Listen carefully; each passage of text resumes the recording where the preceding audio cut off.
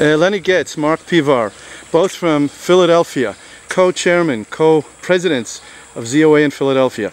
What brings you to Hebron? Conspiracy theory. We think there's a plot to destroy Israel. We want to get to the heart of the matter. Actually, what brings us to Hebron is because Hebron is the heart of the Jewish people. And every time we come to Israel, we always try to make it our business to come to Hebron and every other area in Judea and Samaria, where numerous Jewish communities live and thrive, and hopefully more so.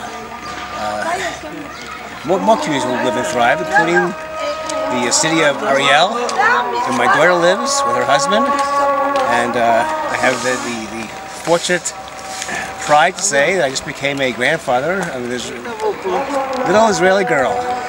Mazel tov. Now let me ask you a question. You hear in the background what's going to start here right now. What are you going to do when this starts in Philadelphia? Hopefully we won't get that far. No, we'll get that far. And what are you going to do then? Well, I can tell you what we're doing now.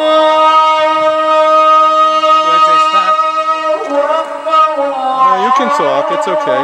What we're doing now, in fact, next month we're going to be showing the film, The Third Jihad, in the Free Library of Philadelphia, open to the community for free, so the population of Philadelphia understands that Americans are up against the threat of radical Islam. And the more they're educated, hopefully the more we'll get people in Congress and our representatives understand that this is a serious threat, which people unfortunately don't recognize. Let me answer the first question for a serious answer, and that is to pick up on what Len just said. The heart of a people is there is a heart for every people. There's something that without that it's not a people.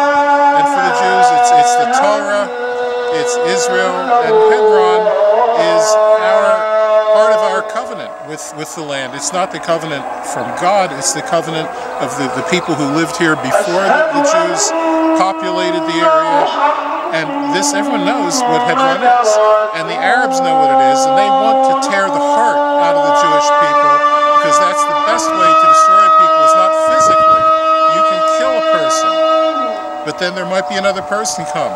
But if you can tear their heart out and change them from their way of thinking and their belief, then you've destroyed the people completely. Then they become dhimmis, and then you have this call to prayer in the United States. This is why the United States is primed and ready for the takeover by Islam, because the large majority Christian population is so materialistic and so separated from the values of Judaism and from the good values in Christianity.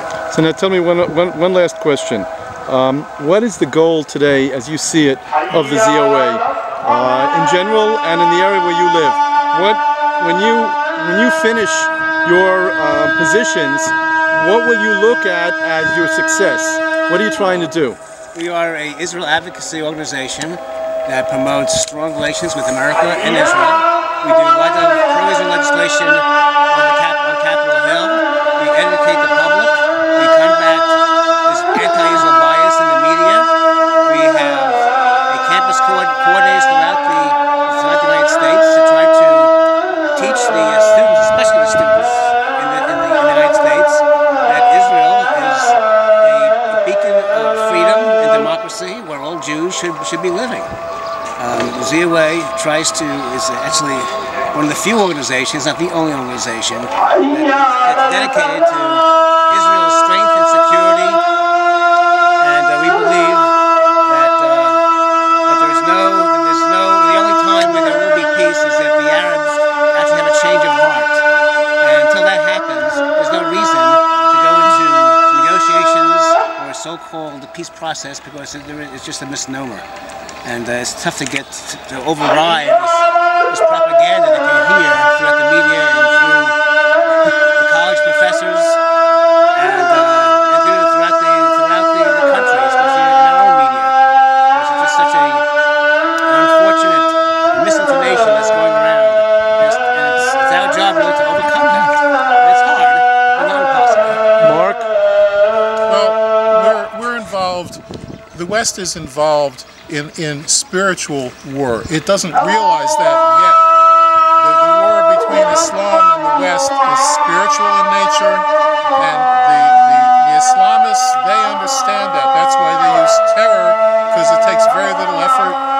achieve great goals.